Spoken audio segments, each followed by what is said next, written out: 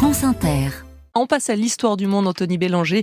Direction le Venezuela où un accord électoral a été trouvé entre le régime et l'opposition. Et c'est une excellente nouvelle. Les représentants du président Nicolás Maduro et une délégation des partis d'opposition se sont entendus pour tenir une élection présidentielle honnête et, je cite, compétitive. Or, ça n'a rien d'évident pour le régime vénézuélien qui a pris l'habitude d'utiliser toutes sortes de méthodes frauduleuses pour remporter des élections.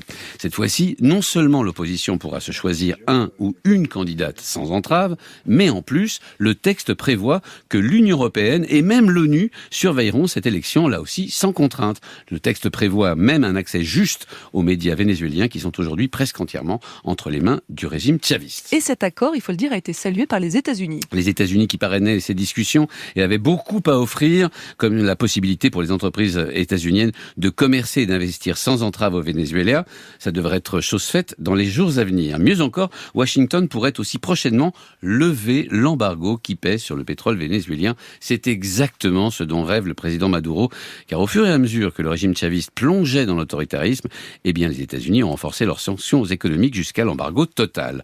Or, le pétrole vénézuélien est lourd et visqueux, donc complexe et cher à raffiner, une opération que seules les raffineries états-uniennes installées sur le golfe du Mexique maîtrisent parfaitement. Mais qu'est-ce qui a changé pour qu'un accord puisse être signé maintenant ? Tout a changé. D'une part, le Venezuela a besoin d'argent frais et de devises fortes, donc de reprendre ses exportations d'or noir. D'autre part, les États-Unis ont besoin de montrer qu'ils sont capables de sortir d'un régime de sanctions qu'ils ont eux-mêmes imposé.